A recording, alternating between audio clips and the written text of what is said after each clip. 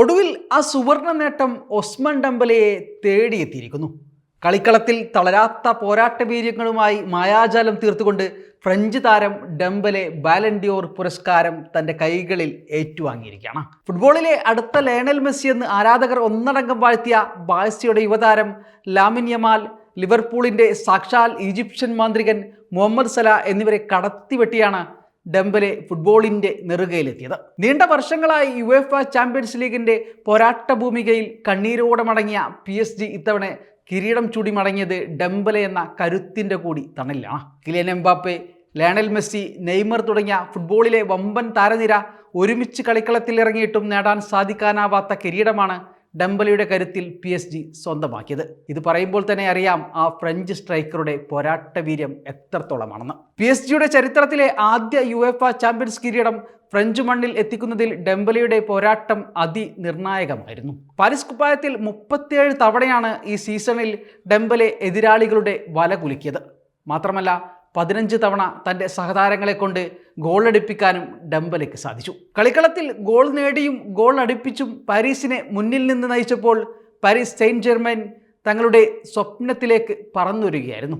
League 1 goal വേട്ടക്കാരുടെ പട്ടികയിൽ ഒന്നാമനായും champions ലീഗിലെ മികച്ച താരവുമായാണ് ഡെംബലെ ഈ സീസൺ അവസാനിപ്പിച്ചത്. ചാമ്പ്യൻസ് ലീഗ് കലാശ പോരാട്ടത്തിൽ ഇറ്റാലിയൻ വമ്പന്മാരായ ഇന്റർ മിലാനെ എതിരില്ലാത്ത 5 ഗോളുകൾക്ക് കീഴടക്കിയാണ് PSG യൂറോപ്പിലെ താര രാജാക്കന്മാരായത്. ചാമ്പ്യൻസ് ലീഗ് കിരീടം സ്പാനിഷ് മണ്ണിലെത്തിക്കാൻ പോന്ന കരുത്തുറ്റ സംഘവുമായി എത്തിയ ഹാൻസി ഫ്ലിക്കിൻ്റെ ബാഴ്സലോണയെ സെമി ഫൈനൽ തകർത്ത ആത്മവിശ്വാസവുമായി എത്തിയ ഇന്റർ മിലാനെ ഞെട്ടിച്ചുകൊണ്ടായിരുന്നു ഡെംബലെയും പടയാളികളും കിരീടം ചൂടിയത്. ഫൈനൽ പോരാട്ടത്തിൽ PSG നേടിയ 5 ഗോളുകളിൽ 2 ഗോളുകൾക്ക് വഴിയൊരുക്കിയാണ് ഡെംബലെ തിളങ്ങിയത്. നീണ്ട 7 വർഷങ്ങൾക്ക് ശേഷം ചാമ്പ്യൻസ് ലീഗിൻ്റെ ഫൈനലിൽ 2 അസിസ്റ്റുകൾ സ്വന്തമാക്കുന്ന ആദ്യ താരം കൂടിയാണ് ഡെംബലെ. റയൽ മാഡ്രിഡിൻ്റെ ബ്രസീലിയൻ ഇതിഹാസ താരമായ മാഴ്സലോക്ക് ശേഷമാണ് ഡെംബലെ ഈ സ്വപ്ന നേട്ടം കൈവരിച്ചത്. 2018 ലിവർപൂളിനെ 1-3 ഗോളുകൾക്ക് റയൽ കീഴടക്കിയപ്പോൾ 2 ഗോളുകൾക്ക് അസിസ്റ്റ് നൽകി തിളങ്ങിയത് മാഴ്സലോയായിരുന്നു. ഫൈനലിൽ മാത്രം ഒതുങ്ങുന്നതല്ല ഡെംബലയുടെ പോരാട്ട വീര്യങ്ങൾ.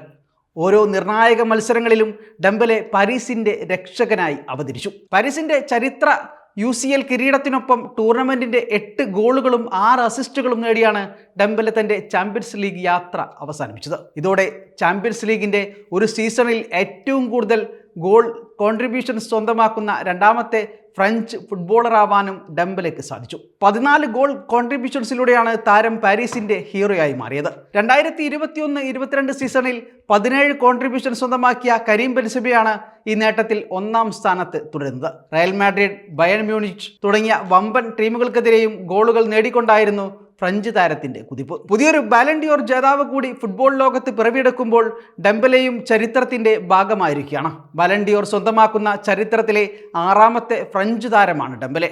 Raymond Kopa, Michel Platini, Jean Pierre Papin, Zinedine Zidane, Karim Benzema എന്നിവർക്ക് ശേഷമാണ് വീണ്ടും ബാലൻഡിയോർ പുരസ്കാരം ഫ്രാൻസിലേക്ക് ചേക്കേറുന്നത്. ക്ലബിനും രാജ്യത്തിനുമായി തുടരുന്ന ഈ മിന്നും പ്രകടനം ഈ സീസണിലും ആവർത്തിച്ചാൽ വരും വർഷങ്ങളിലും ഡെംബലെക്ക് ഫുട്ബോളിലെ താരസിംഹാസനത്തിൽ രാജാവായി തന്നെ തുടരാം. ഫുട്ബോളിൽ ഇനിയും ഒരുപാട് ഡെംബലെമാർ പിറവിയെടുക്കട്ടെ.